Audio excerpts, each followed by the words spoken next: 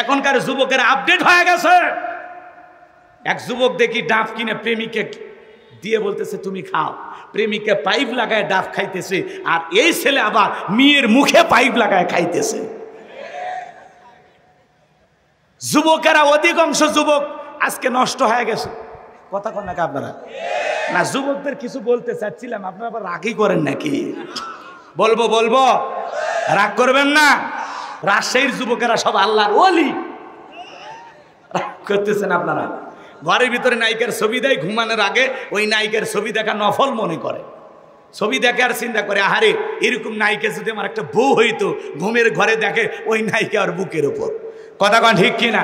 স্বপ্ন তো স্বপ্নই। স্বামী স্ত্রী আপনারা এক খাটে ঘুমান, আপনার বউ স্বপ্নে কি দেখে আপনি জানেন? আপনার বউ আপনাকে বাদ দিয়া আর একটা ছেলের হাত ধইরা রাজশাহীর জিএ পার্কে ঘুরতেছে, যদি আপনি টের পাইতেন কি করতেন? একজন কয় মেরে ফেলতেন। কি সাহস দেখছেন? বউ মেরে না মামলা হবি। কথা কোন ঠিক কিনা? অনেকে কথা বলতেছেন না, রাগ করতেছেন আপনারা। আবার দেখবেন মাঝে মাঝে আপনি স্বপ্নে আপনার বউকে বাদ আর একটা মেয়েকে নিয়ে রাজশাহী চিড়িয়াখানায় ঘুরতেছেন।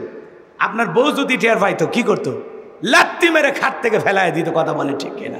স্বামী কি স্বপ্ন দেখে বউ জানে না, বউ কি স্বপ্ন দেখে স্বামী জানে না। কথা বলে ঠিক কিনা? রাগ করতেছেন আপনারা। মাঝে মাঝে আমরা স্বপ্নে দেখি সাপ তারা করছে, ঘুম থেকে উঠে কি সাপ খুঁজে পাওয়া যায়? কথা কয় না কেন? মাঝে মাঝে স্বপ্নে দেখেন বাড়ি ঘরে আগুন লাগছে, ঘুম থেকে উঠে দেখি না সব ঠিকই আছে।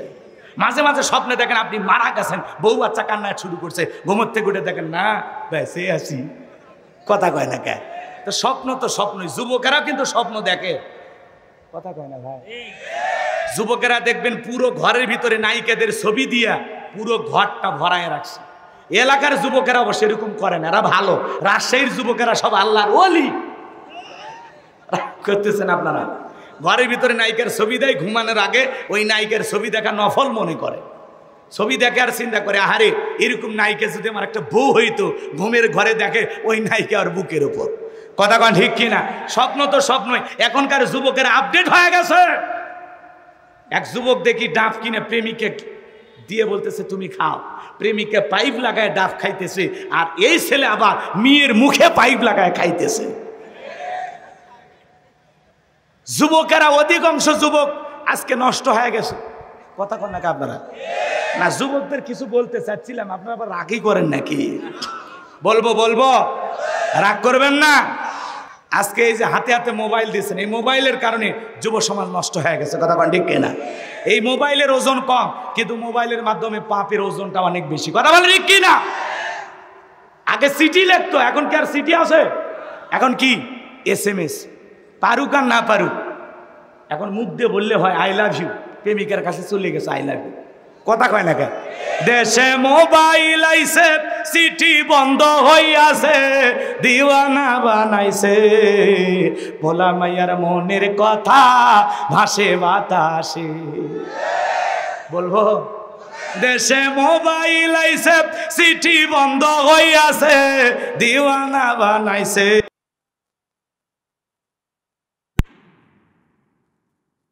পালাইয়া গেছে। আজকে দেখলাম একটা নিউজ, প্রবাসী এক ভাই বইয়ের নামে 88 লক্ষ টাকা বইয়ের অ্যাকাউন্টে পাঠাইছে। বউ দুটা বেটা সাওয়াল গো, দুটা। কথা কয় না? দুটা ছেলে বাচ্চা রাখে, স্বামী আসবে এটা টের পায়ে ভাগে গেছে। কথা কয় না? আজকে সেই লোক কাঁদে বইয়ের নামে মামলা করছে। কি জামানা! কথা কয় না? স্বামী সংসার রাইখা নাকি পলাইয়া গেছে দেশে। বলবো না? বলবো? দেশে মোবাইল আইছে, চিঠি বন্ধ হইয়াছে, দিওয়ানা বানাইছে, ভোলা মাইয়ার মনের কথা ভাসে বাতাসে। দেশে টিকটক আসিয়া সব গেল ভাসিয়া, দেশে টিকটক আসিয়া সব গেল ভাসিয়া, সিদ্দিক সোরা নায়ক হইছে আইডি খুলিয়া। এই মোবাইলে হাই কি জাদু আছে ভাই, এই মোবাইলে হাই কি জাদু আছে ভাই, পোলাপান বুইজাছে পড়ালেখা তুইলা রাখছে সপ্তম আকাশে, পড়ালেখা তুইলা রাখছে সপ্তম আকাশে। দেশে মোবাইল আইছে সিটি বন্ধ হইয়াছে, দিওয়ানা বানাইছে পোলা মাইয়ার মনের কথা হাসে বাতাসে। এ যুবক ভালো হওয়ার দরকার আছে না নাই? খবরদার, মোবাইলের মাধ্যমে কোনো অবৈধ প্রেম ভালোবাসা করা যাবে। তোদের পায়ে হাত দিয়ে অনুরোধ করি, খবরদার এই মোবাইলের মাধ্যমে প্রেম ভালোবাসা করবা না। কথা কয় না? পিতা মাতা পছন্দ করে বিয়ে দেবে যেখানে বরকত আছে, মুরব্বীদের দোয়া আছে যেখানে কল্যাণ আছে। মা বাবার পছন্দের মেয়েকে বিবাহ করবা, একা মাতবাড়ি করে পালিয়ে যা বিয়ে করিস না, জীবনে সুখ পাইবা না। তুমি পিচ্ছি বলা, তুমি কি বোঝো? 20 বছর বয়স হয়নি, বাড়িতে এসে বলে আব্বা উত্তর পাড়া লাকিকে আমি কথা দিয়েছি, রাজি থাকলে 1 সাবুন না হলে 2 সাবুন। বাপ মা রাজি হয় না, পালিয়ে যা বিয়ে করে। 3 মাস পরে ওর ভালোবাসা জানলা ভেঙে পালা যায়। এই জন্য যুবক এতটা পাগল হওয়া যাবে না। যত ভালোবাসা সব হালাল স্ত্রীর জন্য, মনে থাকবে তো ইনশাল্লাহ। কোন কোন যুবক পিতা মাতার পছন্দের মেয়েকে বিবাহ করবেন? হাত তুলে দেখান। আল্লাহ যুবকদের কবুল করো, জোরে বলুন আমিন। আমার ভাইয়েরা, বাদশা কি স্বপ্নে দেখেছে আপনারা কি শুনবেন? রাগ করেন না বাজান গো, আমার সামনের দিকে যায়, রাত্রি অনেক গভীর হবে, গভীর করার সুযোগ নাই। আমি আর একটা আয়াত তিলাওয়াত করেছি, সেই আয়াতের আলোচনা একটু হওয়ার দরকার আছে না নাই? এই আয়াতের জন্য 10টা মিনিট আপনাদের কাছে আমি চেয়ে নিলাম। আল্লাহ রাব্বুল আলামিন বলেন, আল্লাযী খলাকাল মাউতা ওয়াল হায়াতা লিয়াবলুয়াকুম আইয়ুকুম আহসানু আমালা ওয়া হুয়াল আজিজুল গফুর। আরেকটু জোরে বলেন আল্লাহু আকবার। আল্লাহ তাআলা বলতেছেন, আল্লাযী খলাকাল মাউতা ওয়াল হায়াতা, যিনি সৃষ্টি করেছেন মৃত্যু আর জীবন। এই পৃথিবীর যত বড় ক্ষমতা ধরক নেতা হোক না কেন, জো বাইডেন হোক, পুতিন হোক, আর কাটিং মারা কিং জম হোক, আর ভারতের দাদা হোক, এরা যত বড় নেতা হোক, বলেন তো বাজান, একজন মৃতকে জীবিত করার ক্ষমতা ওদের আছে? জোরে বলেন আছে? নাই। এদিক খেয়াল করেন, ওদের যত অস্ত্র শস্ত্র থাক, সমস্ত অস্ত্র দিয়ে আসমানের দিকে যদি গুলি নিক্ষেপ করে, আসমান থেকে 1 ফোঁটা বৃষ্টি আনার ক্ষমতা কারো আছে? ওদের সমস্ত অস্ত্র দিয়া যদি জমিনের নিচে গুলি করে, জমিন থেকে একটা আলু বের করার ক্ষমতা আছে? তাহলে ক্ষমতা কার হাতে? জোরে বলেন কার হাতে? সে আল্লাহ তাআলা বলতেছেন, আল্লাযী খলাকাল মাউতা ওয়াল হায়াতা, যিনি সৃষ্টি করেছেন মৃত্যু আর জীবন, লিয়াবলুয়াকুম আইয়ুকুম আহসানু আমালা, আমি আল্লাহ পরীক্ষা করে দেখব আমলের দিক দিয়ে কার আমল কত বেশি উত্তম। যার আমল ভালো তার আখিরাত ভালো, যার আমল খারাপ তার আখিরাত বরবাদ। কথা বলেন ঠিক কিনা? এজন্য বিশ্বনবী হাদিস শরীফের ভিতরে বলেছেন, ক্বালা রাসূলুল্লাহি সাল্লাল্লাহু আলাইহি সাল্লাম, ইন্নামাল কুবরু রাউযাতুম মিন রিয়াদিল জান্নাহ আও হুফরাতুম মিন হুফারিন নার, রাওয়াহু তিরমিজি। বিশ্বনবী ডেকে বলেন, যে ব্যক্তির আমল ভালো, মৃত্যুর সঙ্গে সঙ্গে আল্লাহ পাক তার কবরটাকে জান্নাতের বাগান বানিয়ে দিবেন, বলুন সুবহানাল্লাহ। আর যে ব্যক্তির আমল খারাপ, আও হুফরাতুম মিন হুফারিন নার, তার কবরটা হবে জাহান্নামের আগুনের গর্ত। একবার যদি কারো কবর জাহান্নামের আগুনের গর্ত হয়ে যায়, তার কিন্তু বাঁচার কোনো উপায় নাই। আমার নবী এক জায়গায় বসা, আসমান থেকে জিবরাইল এসে বলে, নবী এই মুহূর্তে একটা আওয়াজ হইল, আপনি কি শুনতে পাইছেন? আমার নবী বলে, হ্যাঁ আমি শুনতে পেয়েছি। জিবরাইল ডেকে বলে, নবী আজ থেকে 70 বছর আগে আল্লাহ পাক জাহান্নামের গর্তের মুখে একটা পাথর ছেড়ে দিয়েছিল, এই মাত্র জাহান্নামের তলদেশে গিয়া পাথরটা পৌঁছাইলো। চিন্তা করেন বাজান, একটা পাথর ছেড়ে দিলে 70 বছর যদি সময় লাগে জাহান্নামের গর্তের মুখ থেকে নিচে পড়তে। আল্লাহ না করুক, আল্লাহ না করুক, আপনার আমার গুনাহের কারণে, অপরাধের কারণে আসমান জমিনের মালিক আল্লাহ বেজার হইয়া যদি একবার জাহান্নামের গর্তের মুখে ফেলে দেয়, আপনার আমার বাঁচারে কিন্তু কোনো উপায় নাই। এজন্য আল্লাহ বলেন, আল্লাযী খলাকাল মাউতা ওয়াল হায়াতা লিয়াবলুয়াকুম আইয়ুকুম আহসানু আমালা, আমি আল্লাহ সৃষ্টি করেছি মৃত্যু আর জীবন, এর মাঝামাঝি যে সময়টা দিলাম, আমি আল্লাহ পরীক্ষা করে দেখব আমলের দিক দিয়া কার আমল কত বেশি উত্তম, কার আমল কত বেশি সুন্দর। তাহলে এই দুনিয়াতে আমল করা লাগবে, আর এই আমলের ফলাফল পাওয়া যাবে হাসরের ময়দানে। এই দুনিয়াটা পরীক্ষার জায়গা। কিসের জায়গা বলেন বলেন? তাহলে ভালো আমলের প্রতিযোগিতা করার দরকার আছে না নাই? নেক আমল করে জিন্দেগিটা সাজানোর দরকার আছে না নাই? আল্লাহ আয়াতের শুরুতে কি বললেন? আল্লাযী খলাকাল মাউতা ওয়াল হায়াতা, যিনি সৃষ্টি করেছেন মৃত্যু আর জীবন। সর্বপ্রথম আল্লাহ মৃত্যুর কথা বললেন। এ বাজান গো আমার, মৃত্যুর কথা আল্লাহ প্রথমে কেন বললেন? এই দুনিয়াতে আসার একটা সিরিয়াল আছে, যাওয়ার কিন্তু কোনো সিরিয়াল নাই। দাদা আসছে, দাদার পরে বাবা আসছে, বাবার পরে আমি আসলাম, আমার পরে আমার সন্তানের আসলো। কিন্তু যাওয়ার বেলায় দাদার আগে নাতি চলে যায়, বাবার আগে সন্তান চলে যায়। বাবার কাঁধে সন্তানের লাশ, এটা হলো দুনিয়ার সবচাইতে ভারী বোঝা। ছাত্র আন্দোলনে যে সমস্ত তরুতাজা প্রাণগুলো, শিশুগুলো মারা গেছে, 105 জন শিশু মারা গেছে, কথা বলেন ঠিক কিনা? ওদের পরিবারকে সান্ত্বনা দেওয়া যাবে না বাজান গো আমার। একজন সন্তানের লাশ বাবার কাঁধে, এটা হলো দুনিয়ার সবচাইতে ভারী বোঝা। কোনো বাবা এটা সহ্য করতে পারে না, কথা বলেন ঠিক কিনা? গভীর মনোযোগ দিয়ে কথাগুলো শুনে যাবেন বাজান। আপনি আমি সবাই কিন্তু মৃত্যুবরণ করব। আর আমার ভাইয়েরা, তাহলে দুনিয়াতে আসার একটা সিরিয়াল আছে, যাওয়ার কিন্তু কোনো সিরিয়াল নাই। একটা সন্তান জন্মগ্রহণ করবে, 9 মাস 10 মাস আগে খবর জানা যায়, কিন্তু একটা মানুষ বিদায় নেবে 9 সেকেন্ড আগেও কেউ জানে না কার মৃত্যু কোথায় হবে, কথা বলেন ঠিক কিনা? এই জন্য আল্লাহ রাব্বুল আলামিন বলেন, কুল্লু নাফসিন যায়িকাতুল মাউত, প্রত্যেক প্রাণীকেই মৃত্যুর স্বাদ গ্রহণ করা লাগবে। ভাইয়েরা আমার, মৃত্যুর স্বাদ বলতে কি বোঝেন আপনারা? মনে করেন স্বাদ হলো 2 প্রকারের, মিষ্টি খাইলে মিঠা লাগে, নিম পাতা খালি তিতা লাগে। যারা ইমানদার তারা মৃত্যুবরণ করবে মায়ের কোলে দুধ পান করতে করতে। শিশুটা যেমন ঘুমের মধ্যে চলে যায়, ইমানদাররা তেমনি ভাবে দুনিয়া থেকে বিদায় নেবে, টেরও পাবে না। জোরে বলেন মারহাবা। কে ভাই? এ ভাই, দোয়া করে যায়, একসাথে যায়। ভাই যাবে? সমস্যা নেই, ঠিক আছে। ভাইদের অনেক ব্যস্ততা আছে, হ্যাঁ, একটা মাহফিল সেরে আর একটা মাহফিল আসছে। তো যাই হোক, ভাইকে আল্লাহ পাক যোগ্য নেতা হিসেবে কবুল করেন। জোরে বলুন আমিন। জি, আমি আপনাদের কাছে 10 মিনিট চাইছি না, কষ্ট পাচ্ছেন আপনারা? আচ্ছা বলেন তো, মৃত্যুর ওয়াজ শুনে কি আপনাদের ভয় লাগে না? যে হুজুর এখনই মরণের ওয়াজ করতেছেন, বহুদিন বাঁচবেন এ আশা আছে। আমি বলি, আল্লাহর কাছে আপনাদের জন্য দোয়া করে বলি, আল্লাহ যেন আপনাদের সবাইকে নেক হায়াত দান করে। একটু জোরে বলেন আমিন। তাও ভয় পাইন না, বসে। কষ্ট হচ্ছে আপনাদের? তাহলে বলেন তো বাজান গো আমার, সবাইকে মৃত্যুর স্বাদ গ্রহণ করতে হবে।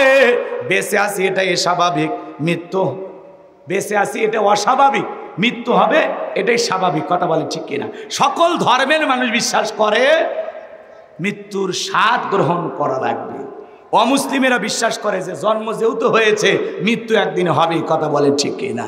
তাহলে ইমানদারদের মৃত্যু হবে মিঠা, তারা দুনিয়ার থেকে বিদায় নেবে, টেরও পাবে না। কিন্তু যারা অবাধ্য গোলাম, আল্লাহর নাফরমান গোলাম, যারা এই দুনিয়ার জমিনে রং তামাশায় মেতেছিল, শয়তানের ওয়াসওয়াসায় পড়ে ভুল পথে পরিচালিত হয়েছিল, মিসগাইড হয়েছিল, আমার ভাইয়েরা, সেই সমস্ত বেঈমানরা যখন মৃত্যুবরণ করবে, দেখেন না কত মানুষ মৃত্যুর আগে চোখ বড় বড় করে। মৃত্যুর আগে দেখেন 6 মাস আগে জবানটা বন্ধ হয়ে যায়, ছেলে মেয়ে শরবত বানাইয়া চামচ দিয়ে মুখে তুলে দেয়, গালসি বেয়ে বেয়ে পড়ে যায়, খাওয়ারও শক্তি থাকে না। আমার ভাইয়েরা, কত মানুষ গালি দিতে দিতে মৃত্যুবরণ করে, কত মানুষ নাটক সিনেমা দেখতে দেখতে মারা যায়। কার কখন মৃত্যু হবে আমরা কেউ জানি না রে যুবক, কিন্তু মৃত্যু হবে এটাই সত্য, কথা বলেন ঠিক কিনা? আল্লাহ রাব্বুল আলামিন বলেন, আইনামা তাকুনু ইদুরিকুমুল মাউতু ওয়ালাউ কুনতুম ফি বুরুজিম মুশাইয়াদা। আল্লাহু আকবার। সূরা নিসার ৭৮ নম্বর আয়াত আল্লাহ রাব্বুল আলামিন জানিয়ে দিলেন, যেখানেই থাকো, যে অবস্থায় থাকো, মৃত্যু তোমাদেরকে ধরবেই। মৃত্যু থেকে পালানোর কোনো রাস্তা খোলা নাই। যুবক রে, তুমি মনে করো 10 তলা বিল্ডিংয়ে বসবাস করো, লিফট দিয়া ওপরে ওঠো, মনে করো লিফটের সুইচ মনে হয় মালাকুল মউত জানে না। যুবক রে, তোমার আমার মৃত্যুর সময় ঘনিয়ে আসবে যখন, পাহাড়ে থাকো, পর্বতে থাকো, নদীতে থাকো, বিমানে থাকো, জঙ্গলে থাকো, যেখানেই থাকো না কেন, মৃত্যুর সময় উপস্থিত হয়ে গেলে সেখানেই তোমার আমার মৃত্যু ঘটবে। কথা বলেন ঠিক কিনা? আমার ভাইয়েরা, আল্লাহর নবী ইদ্রিস আলাইহিস সালামকে জিজ্ঞাসা করা হয়েছিল মৃত্যুর স্বাদ আপনার কাছে কেমন লেগেছিল? ইদ্রিস আলাইহিস সালাম ডেকে বলে, জ্যান্ত ছাগলের গা থেকে চামড়া খসাইলে ছাগলের যেমন কষ্ট হয়, তার চাইতে মৃত্যুর যন্ত্রণা আমার কাছে বেশি কষ্টকর মনে হয়। আমার ভাইয়েরা, বিশ্বনবীর ইন্তেকালের সময় নবীজি আমার অসুস্থ। হযরতে ফাতেমা জোরে চোখের পানি ছেড়ে দিয়ে কান্না করেন। ফাতেমার চোখের পানি আমার নবী সহ্য করতে পারেন না। ডেকে বলেন, ও ফাতেমা, আমার মুখের কাছে তোমার কানটা লাগায় দাও মা। হযরতে ফাতেমা যখন বিশ্ব নবীর মুখ মুবারকের কাছে কানটা লাগা দিলেন, আমার নবী যেন ফিস ফিস করে কি বললেন, হযরতে ফাতেমার কান্না বন্ধ হয়ে গেল। আমার ভাইয়েরা, আম্মা জান আয়েশা ডেকে বলে, ও আমার মেয়ে ফাতেমা, তোমার আব্বা জান কি এমন কথা বলেছে মা, যার কারণে তোমার কান্নাটা বন্ধ হয়ে গেল? হযরতে ফাতেমা ডেকে বলে, মা, আমার বাবা আমাকে বলেছেন বাবার ইন্তিকালের পরে সর্বপ্রথম বাবার সাথে আমার সাক্ষাৎ হবে। আমি বুঝতে পেরেছি মা, বাবার ইন্তিকালের পরে দুনিয়ার জমিনে বেশি দিন আমাকে জীবিত থাকা লাগবে না। দরজায় জিবরাইল আসলেন, নবীকে সালাম দিলেন, আসসালামু আলাইকুম ইয়া রাসূলুল্লাহ ইয়া হাবিবাল্লাহ। হুজুর নবীজিকে সালাম দেওয়ার পরে আমার ভাইয়েরা, জিবরাইল জিজ্ঞাসা করে, নবী আপনার শরীরের অবস্থাটা কি? আল্লাহ তাআলা জানতে চেয়েছেন, আল্লাহ জানার পরেও জানতে চায়। আমার নবী বলে, জিবরাইল আগের চাইতে কিছুটা সুস্থ আছি আলহামদুলিল্লাহ। আমার ভাইয়েরা, জিবরাইল চলে গেলেন। কিছু সময় পরে আবারও জিবরাইল আসলেন, নবীজিকে আবারও ডেকে বলে, নবী গো, আপনার দরজায় অনুমতির অপেক্ষায় দাঁড়িয়ে আছি। আমার সাথে শুধুমাত্র আসমান থেকে আজকে আমি একা আসি নাই, আমার সাথে আরেকজন ফেরেশতা এসেছেন, তার নাম হলো মালাকুল মউত। যে ফেরেশতা দুনিয়ার কারো বাড়িতে ঢোকার অনুমতি নেয় না, তার পারমিশন লাগে না, তার নাম হলো মালাকুল মউত, তার নাম হলো আজরাইল। ও নবী, আপনি অনুমতি দিলে ভিতরে আমরা প্রবেশ করব। বিশ্বনবী অনুমতি দিলেন। মালাকুল মউত বিশ্বনবীর কাছে গেলেন, নবীজিকে সালাম দিলেন, আসসালামু আলাইকুম ইয়া রাসূলুল্লাহ ইয়া হাবিবাল্লাহ। হুজুর নবী গো, আপনি অনুমতি দিলে আপনার জানটা কবজ করব, অনুমতি না দিলে আল্লাহ তাআলা বলেছেন আমার বন্ধু যদি অনুমতি না দেয় রে মালাকুল মউত, এক মুহূর্ত দেরি করবি না, চলে আসবি। আমার বন্ধুর যতদিন মন চায় ততদিন আমার বন্ধু দুনিয়াতে থাকবে। চিৎকার মেরে বলুন আল্লাহু আকবার। আমার নবী ডেকে বলে, মালাকুল মউত, এরপরে কি আর কোনোদিন তুমি আসবা না? মালাকুল মউত ডেকে বলে, নবী আল্লাহ বারো যেদিন অর্ডার দিবেন আমি সেই দিন আসবো।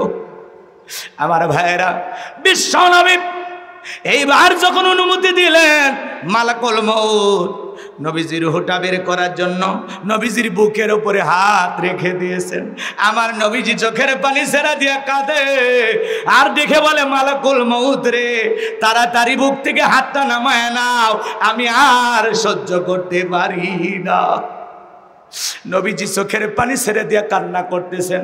মালাকুল মউত যখন হাত সরায় নিলেন, আমার নবী ডেকে বলে, মালাকুল মউত, এই যদি হয় মৃত্যুর যন্ত্রণা, আমার উম্মতেরা তো সহ্য করতে পারবে না।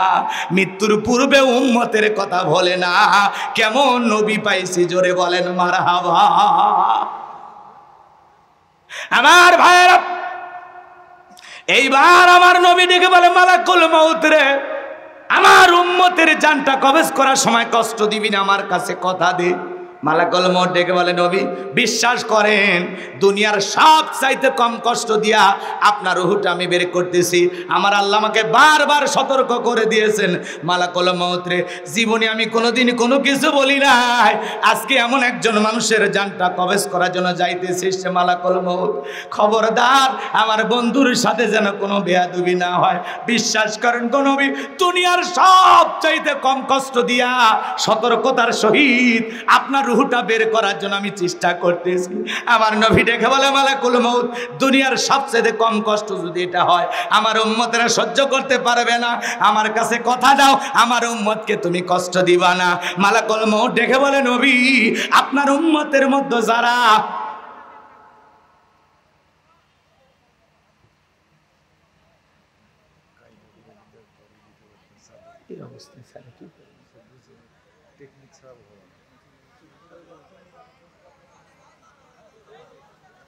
কষ্ট হচ্ছে আপনাদের? কষ্ট হচ্ছে? মালাকুল মউত দেখে বলে, নবী আপনার উম্মতের মধ্যে যারা আপনার আদর্শ মেনে চলবে গো নবী, আমি আপনার কাছে ওয়াদা দিতেছি গো নবী, আপনার কাছে আমি ওয়াদা দিতেছি, আপনার সেই সমস্ত উম্মতদের জানটা বের করার সময়, রুহটা বের করার সময় আমি তাদের প্রতি হাসান করব। চিৎকার মেরে বলুন মারহাবা। এইবার মালাকুল মউত যখন দ্বিতীয়বার নবীজির বুকের উপরে হাত রেখে দিয়েছেন, আমার নবী কান্না করে আর ডেকে বলে, মালাকুল মউত রে, মৃত্যুর যন্ত্রণা আর সহ্য করতে পারি না রে, তাড়াতাড়ি হাতটা আমার বুক থেকে নামায় নাও। আমার নবী দেখে বলে, মালাকুল মউত আমার কাছে মনে হয় পাহাড় আমার বুকের উপরে চেপে ধরা হয়েছে। নবীর কাছে মৃত্যুর যন্ত্রণা যদি এত কঠিন হয়, আপনার আমার মৃত্যুর যন্ত্রণাটা কত ভয়ঙ্কর হতে পারে একটু চিন্তা করার দরকার আছে না? না, এজন্য ভাইরা আমার, মৃত্যু আসার পূর্বেই লিয়া বলুয়াকুম আইয়ুকুম আহসানু আমালা, আপনাকে আমাকে উত্তম আমল করতে হবে, নেক আমলের জিন্দেগি করতে হবে। যুবক রে, তুমি কি মনে করেছো রং তামাশায় মেতে আসো? মনে রাখবারে যুবক, আল্লাহ তাআলা বলেন, বাল তুসিরুনাল হায়াতাদ দুনিয়া ওয়াল আখিরাতু খায়রু ওয়া আবকা, তোমরা দুনিয়ার জীবনকে প্রাধান্য দিচ্ছ, অথচ দুনিয়ার জিন্দেগি হলো ক্ষণস্থায়ী, আখিরাতের জিন্দেগি হলো চিরস্থায়ী। কথা বলেন ঠিক কি না? আমার যুবক ভাইরা রে, তোমাদের পায়ে হাত দিয়ে অনুরোধ করে বলে যায়, যুবক দুনিয়ার রং তামাশায় পাগল হয়ে যায় না। যুবক রে, তুমি যদি 7 দিনের সফরে কক্সবাজারে যাও, তোমার একটা ব্যাগ থাকে, ওই ব্যাগের ভিতরে কাপড় থাকে, প্রেমিকার নাম্বার থাকে, মোবাইল থাকে, চার্জার থাকে। 7 দিনের সফরের জন্য আপনার আমার একটা ব্যাগ থাকে কিনা বলেন? জোরে বলেন, ব্যাগ থাকে কিনা? সফর মাত্র 7 দিন, তাও ব্যাগের প্রয়োজন হয়। আর আপনি আমি পরকাল নামের সফরে যাচ্ছি, বলেন তো বাজান, একটা আমলের ব্যাগ রেডি করে যাওয়ার দরকার আছে না নাই? যুবক তাকায় দেখো, ওই আমলের ব্যাগের ভিতরে নামাজ আছে কিনা, রোজা আছে কিনা, হজ আছে কিনা, যাকাত আছে কিনা, দান খয়রাত আছে কিনা, পিতামাতার খেদমত করেছো কিনা, বিবির হক আদায় করেছো কিনা, সন্তানদের সাথে ভালো ব্যবহার করেছো কিনা, প্রতিবেশীর হক আদায় করেছো কিনা, এই জীবনটা আল্লাহ রাস্তায় পরিচালিত করেছো কিনা। আল্লাহর কাছে হিসাব দেওয়ার আগে, পরকালের বিচার দিবস কায়েম হওয়ার আগে, মালিক ইয়াউমিদ্দিন শেষ বিচার দিবস কায়েম হওয়ার আগে, মৃত্যুর আগেই আপনাকে আমাকে একটু পরকাল নিয়ে আল্লাহর কাছে জবাবদিহিতা নিয়ে একটু চিন্তা করার দরকার আছে না নাই? আল্লাহর কোন কোন বান্দা নেক আমল করে কবরে যেতে চান, 2টা হাত তুলে আমার মালিককে দেখা। আল্লাহ আমাদের সবাইকে নেক আমল করা তৌফিক দান করুন। জোরে বলুন আমিন। হাত সোজা করেন, হাত সোজা করে। আমি কি হাত নামাতে বলেছি? বলেন বাজান, বলেছি? বলি না। আমি অনেক কথা বলতে চাইছিলাম, আসলে এলোমেলো হয়েছে। টাইমটাও দিয়েছেন আপনারা লেটে, একেবারে দেরিতে উঠায় দিয়েছেন, তারপরে আবার একটু জোট ঝামেলা যা হয়েছে হয়েছে, আলহামদুলিল্লাহ। যেহেতু ওনারা এসেছেন, ওনাদেরকেও একটা সম্মান দিতে হয়, তাই না? তো এই জন্য আসলে পরিবেশের দিক দিয়ে আমি যেভাবে পরিবেশ পাইলে গোছায় কথা বলতে পারি, ততটুকু পরিবেশ আমি পাই না। যতটুকু হয়েছে আলহামদুলিল্লাহ, এর মধ্যে আমাদেরকে চলতে হয়। কথা বলেন ঠিক কি না? এই জন্য আমি আপনাদের মুসাফির হিসেবে শুধুমাত্র একটা অনুরোধ করব, বাম হাতটা নামান, ডান হাতটা তুলে রাখেন। আল্লাহ বলেন, ইন্নাল্লাহা আশতারা মিনাল মুমিনিনা আনফুসাহুম ওয়া আমওয়ালাহুম বিআন্না লাহুমুল জান্নাহ, নিশ্চয়ই মুমিনদের জান মাল আমি আল্লাহ ক্রয় করে নিয়েছি, বিনিময়ে দেব জান্নাত। বলুন সুবহানাল্লাহ। তাহলে বলেন তো বাজান, এই জীবনের মালিক কে? আপনার আমার সম্পদের মালিক কে? আল্লাহর দেয়া জীবন, আল্লাহর দেয়া সম্পদ, আল্লাহর পথে খরচ করতে রাজি আছেন তো? ইনশাআল্লাহ কোনো কথা হবে না। মুসাফির হালতে একটা মানুষ উঠবেন না, আমি এক্ষুনি দোয়া করব। আর একটু আছে, ওই যে আমরের ঘটনাটা শেষ করার জন্য অনুরোধ করা হয়েছে, আমি শেষ করে দিই। 2টা ঘটনা না, 2টা না বললে একটা অন্তত বলবো ইনশাআল্লাহ। আপনারা ডান হাতটা পকেটের ভিতরে ঢুকে দিয়ে যে যা পারেন, যতটুকু পারেন নবীর ঘর মাদ্রাসার জন্য দিবেন। আমি শুরুতেই বলছিলাম যে ভাই একটা টান দিই, বোঝেনি, তখন টান মারলে এমনি 20-30 হাজার পাইতেন। সেই কালেকশনের কথা বের করাইলেন, জায়গা মতো বের করাইলেন। আচ্ছা ভাই, ভাই ওটা না, ভাই ভাই বড় ভাই বসে, যুবক বসো বসো। ছেলেবেলে যাচ্ছে বাজান, যুবকেরা যাচ্ছে, যা পারেন যতটুকু পারেন, 10, 20, 15, 200, 100, 500, 2000, 5000, 10,000, 1 লাখ, 2 লাখ, যে যা পারেন আল্লাহর হস্তে নবীর ঘর মাদ্রাসার জন্য প্রাণ ভরে দান করবেন। সবাই পকেট থেকে টাকা বের করে দেন, খবরদার কে যেন আবার বিড়ি ম্যাচ দিন না। 2014 সালে ওয়াজ করতে গেছিলাম রংপুর তারাগঞ্জ। ওই জায়গায় কালেকশন চলতেছিল। একজন ব্যাগের ভিতর দিয়েছিল 2 প্যাকেট বিড়ি, দিয়ে লেখে দিয়েছে 1 প্যাকেট মাহফিল কমিটির আর 1 প্যাকেট বক্তা। কত বড় দুষ্ট সিন দেখুন। এরকম দুষ্টমি করা যায় না, সবাই দেন। মহিলা প্যান্ডেল আছে, আমার মা বোন যারা বসে আছেন, মা ও মা, আমি জানি রাজশাহীর মা বোনদের হাতে রান্না যেমন ভালো, মনটা তার সাথে বেশি ভালো। আল্লাহ মা বোনদেরকে বেশি করে দান করা তৌফিক দান করুন। জোরে বলুন আমিন। আর একটু জোরে বলেন আমিন। কি নাম? মোজাম্মেল হক, বর্তমান চেয়ারম্যান। 10,000 টাকা জোরে বলেন মারহাবা, লিল্লাহে তাকবীর। দান করেছেন 10,000 টাকা। দুনিয়ার আখিরাতের এই কোনো ঠেকা, মরপর রাসূলের সাথে কি জান্নাতি করে দিও দেখা। টাকা রঙগুলো বড় ভালো, অন্তরে জ্বালাদা করেনের আলো। জোরে বলেন মারহাবা। ভাই আমার হাতে 200, 500, 1000 টাকা দিলে দেন তো, সময় কম নাই, সময় নাই। আব্দুর রহমান ভাই মোহনপুর 1000 টাকা পিতার জন্য দোয়া চাই, আল্লাহ কবুল করেন, বড়দানে শামিল করেন। আক্তারুল আলম, আল্লাহ তাআলা 3000 টাকা বিশিষ্ট ব্যবসায়ী, আল্লাহ কবুল করেন, হায়াত বাড়ায় দেন, জিন্দেগির গুনাহগুলো মাফ করে দেন। জোরে বলেন আমিন। আর একটু জোরে বলেন আমিন। আসেন আসেন দরদিরা আমার, দিয়া দন বজে মন, কেড়ে নিতে কতক্ষণ। নদীর কোল ভাঙে ও কোল গড়ে, এই তো নদীর খেলা। সকালবেলা টাকাওয়ালা তুই ফকিরি, সন্ধ্যাবেলা। কথা বলে ঠিক কিনা? ক্ষমতা যেমন চিরকাল থাকে না, থাকে থাকে। আজকে জাতীয় পার্টি কান্না শুরু করছে। জাতীয় পার্টি চেনেন না? আমার ঈশ্বর চাচার দল। এখন যুবকেরা ঘোষণা করছে জাতীয় পার্টির অফিসকে তারা বাথরুম হিসেবে ব্যবহার করবে, টয়লেট বানাবে। এই জাতীয় পার্টি কিন্তু এই দেশের সবচাইতে জালেমদের সহযোগী ছিল। কথা বলে ঠিক কি না? জালেমদের দোসর ছিল। কথা বলে, এরা জাতীয় পার্টি না, এরা জাতীয় বেঈমান। কথা বলে ঠিক কি না? এরা এদেশের রাজনীতিকে উলট পালট করে দিয়েছিল। এই জন্য আমরা চাই জাতীয় পার্টিরও বিচার হওয়ার দরকার আছে না? না, এই জন্য আগে জাতীয় পার্টির বিচার, তারপরে ওদের নির্বাচন। কথা কোন ঠিক কিনা? জাতীয় পার্টির যুবকেরা জাতীয় পার্টির অফিসকে তারা আন্তর্জাতিক টয়লেট বানাতে চায়। তো এই যে আপনাদের আজকে ঘৃণা করতেছে জাতি, এর পেছনে কারণ আছে না? নাই, বাড়াবাড়ি করতে নাই, ক্ষমতা পাইলে লাভ দিতে নাই, চেয়ারের লোভে এরা ভারতে যায় পরামর্শ নিয়ে এসে বলতো আমরা নির্বাচনে আসি। সকালে এক কথা বলে, বিকেলে আর এক কথা বলে। এই জাতীয় পার্টি আসলে জাতীয় বেঈমান, কারণ এদের কথাই কাজে মিল নাই। এরা খালি উল্টা পাল্টা কথা বলে। কথা বলে ঠিক কিনা?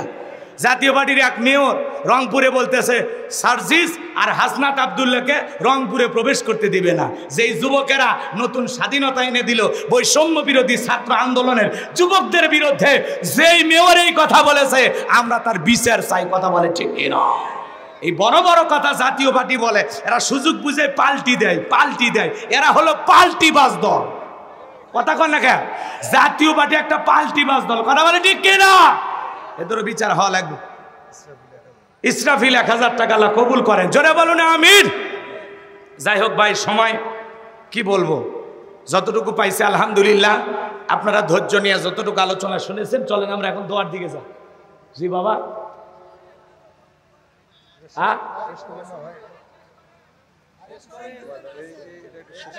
আচ্ছা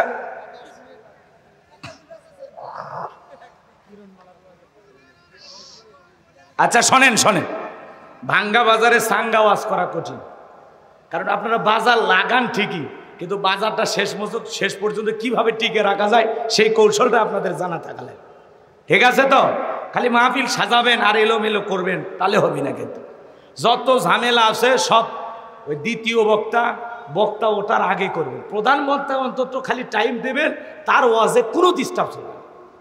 কথা কি বুঝতে পারছেন?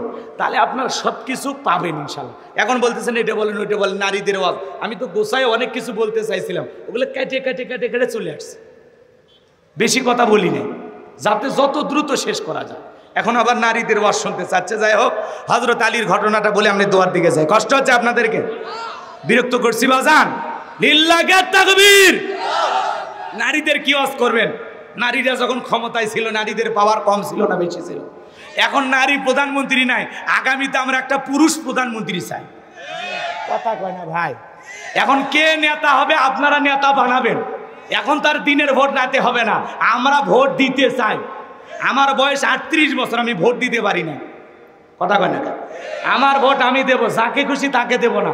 আমার ভোট আমি দেব সৎ, যোগ্য, আল্লাহওয়ালা, নেককার, নামাজি, ভালো নেতা বুঝে দেব, যেই নেতার কাছে আমানতের খিয়ানত হবে না। ঠিক আছে? মা বোনেরা ক্ষমতায় থাকার কারণে দেখেন নাই, আমাদের প্রধানমন্ত্রী যিনি ছিল, সাবেক প্রধানমন্ত্রী, উনি বলেছিল নারীদের অধিকার সবচেয়ে বেশি হবে, পুরুষ বাড়াবাড়ি করলে পুরুষের কোনো অধিকার থাকবে না। এখন বুবু মাঝে মাঝে ফোন কল দিয়া আমাদেরকে আশায় রাখে যে আমি চট করে ঢুকবো। আপনি আসেন, কথা কয় না কেন? রাগ করতেছেন নাকি?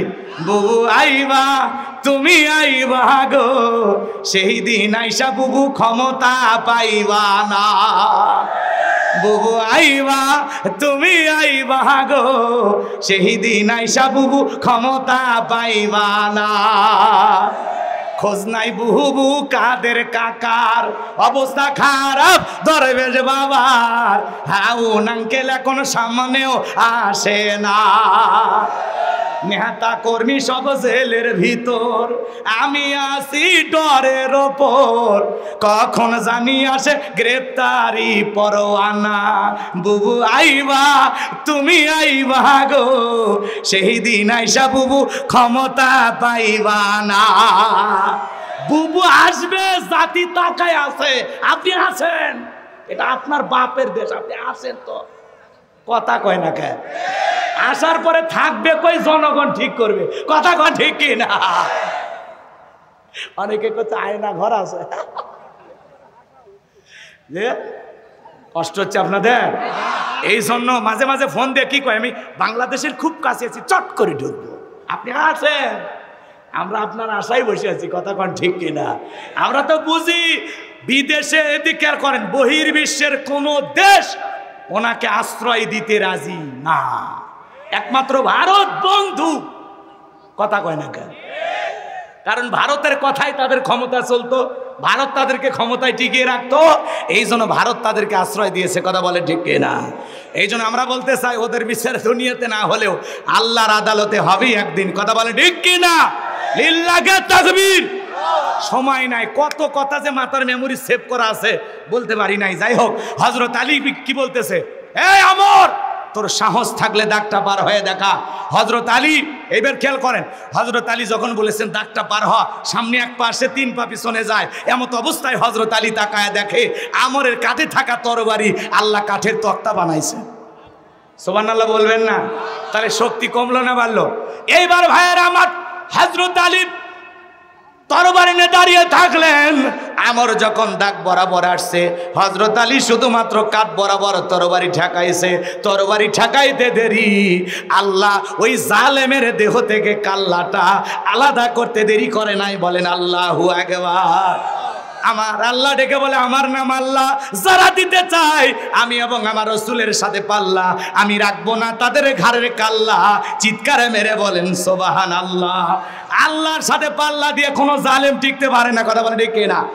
নমরুদ টিকতে পারে নাই, ল্যাংড়া মশার কামড় দিয়ে আল্লাহ বিদায় করেছে। ফিরাউন টিকতে পারে নাই, দরিয়ার পানিতে চুবাই আল্লাহ মেরেছে। আবু জেহেল টিকতে পারে নাই। আজও পৃথিবীর জমিনে যারা মুসলমানের রক্ত নিয়ে খেলা করে, আলেমদের রক্ত নিয়ে খেলা করে, ওই জালেমেরাও টিকতে পারবে না, পারবে না, কথা বলেন ঠিক কিনা? এই জন্য ভাইয়েরা আমার, আমরা 53 বছরে অনেক শাসন দেখেছি, আল্লাহর কোরআনটা দিয়ে দেশটা চলে কেমন দেখা যায় আমরা চর্মচোখে একবার দেখতে চাই, কথা বলে ঠিক কিনা? এই জন্য সেই শাসন প্রতিষ্ঠিত করার জন্য যদি কখনো ডাক আসে, মাথায় কাপনের কাপড় বেঁধে দেবীর কাছ থেকে বিদায় নিয়ে, সন্তানদের কাছ থেকে বিদায় নিয়ে আল্লাহর জমিনে আল্লাহর কোরআনের আওয়াজ কায়েম করার জন্য কারা কারা বুকের তাজা রক্ত দিতে রাজি, 2 হাত তুলে মালিককে দেখা। আল্লাহ আমাদের রক্তগুলো দিনের জন্য কবুল করেন, জোরে বলুন আমিন। লিল্লাহে তাকবীর। ইসলামের জন্য জীবন দিতে রাজি আছেন। মাওলানা মুহাম্মদ মুর্শিদুল আলম মুর্তজা ভাইয়ের কণ্ঠকে আল্লাহ কবুল করে নাও রব্বুল আলামিন।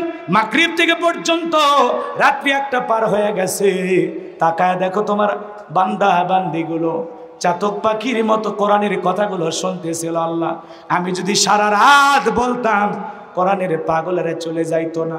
আল্লাহ, যতটুকু আলোচনা হয়েছে বক্তা শ্রোতা সবাইকে আমল করার তৌফিক দিয়া দাও। আমরা যারা হাত তুলে ধরেছি আল্লাহ, আমাদের অনেকের মা নাই, বাবা নাই, ইয়েতিম বানায় কবরে চলে গেছে। জনম দুঃখিনী মায়ের কবরে আর সবটুকু পৌঁছায় দাও। আদরের বাবার কবরে আর সবটুকু পৌঁছায় দাও। মা বাবার কবর জান্নাতের বাগান বানায়া দাও। রব্বির হামহুমা কামা রব্বায়ানি সগীরা। অকুর রব্বিরহামহুমা কামা রব্বায়ানি সগীরা। আত্মীয় স্বজন পাড়া প্রতিবেশী যে কবরে চলে গেছে মাফ করে দেন, কবরগুলো জান্নাতের বাগান বানায় দেন রব্বুল আলামিন। পিতামাতা যাদের বেঁচে আছে তাদের খেদমত করে তাদের মুখে হাসি ফোটাইয়া জান্নাত অর্জন করার তৌফিক দিয়া দাও। আল্লাহ আজকের মাহফিলে নগদে বাকিতে যত মানুষ টাকা পয়সা দান করেছে আল্লাহ, আল্লাহ তাআলা কেউ 200, 500, 100, 2000, 5000, 10,000 যে যে যেমনি পেরেছে আল্লাহ দান করেছে। আল্লাহ সকলের দানগুলো কবুল আর মঞ্জুর করে নাও। এদের রসুলা করে কোটি কোটি টাকার মালিক বানায় দাও। কঠিন কিয়ামতের ময়দানে তোমার আরশের নিচে ছায়া দান করিও। হায় রব্বুল আলামিন, যারা দান করেছে তাদের ক্ষেত খামার ব্যবসা বাণিজ্যে বরকত দিয়া দাও, চাকরিতে বরকত দিয়া দাও, মনের আশাগুলো পূরণ করে দাও। আল্লাহ তাআলা তোমার বান্দারা কে কোন নিয়তে কে কোন উদ্দেশ্যে দান করেছে আল্লাহ তুমি আলিমুম বিযাতিস সুদূর, সকলের অন্তরের খবর তোমার কাছে জানা আছে আল্লাহ। যে যে আশায় দান করেছে আল্লাহ সকলের আশাগুলো তুমি পূরণ করে দাও। আমরা যারা হাত তুলে ধরেছি মালিক, নফসের ধোকায় পড়ে দুনিয়ার মহাব্বতে পড়ে দিনের আলোতে রাতের আধারে গোপনে প্রকাশ্যে অনেক গুনাহ করে ফেলেছি গো আল্লাহ। আমাদের সকলের তামাম জিন্দেগির গুনাহগুলো তুমি মাফ করে দাও রব্বুল আলামিন। এমন জায়গায় বসে গুনাহ করেছি গো আল্লাহ, আমাদের গুনাহের খবর কেউ জানে না, তুমি জানো আল্লাহ। আমাদের সকলের তামাম জিন্দেগির গুনাহগুলো মাফ করে দাও আল্লাহ। আমাদের সকলের তামাম জিন্দেগির গুনাহগুলো মাফ করে দাও। তুমি যদি মাফ না করো কার কাছে যাব? আমি ছাড়া তোমার বান্দার অভাব নাই, তুমি ছাড়া আমাদের আর কোনো আল্লাহ নাই। তুমি আমাদের একমাত্র মালিক, আমরা সবাই তোমার গোলাম আল্লাহ। আমাদের সকলের তামাম জিন্দেগির গুনাহগুলো মাফ করে দাও।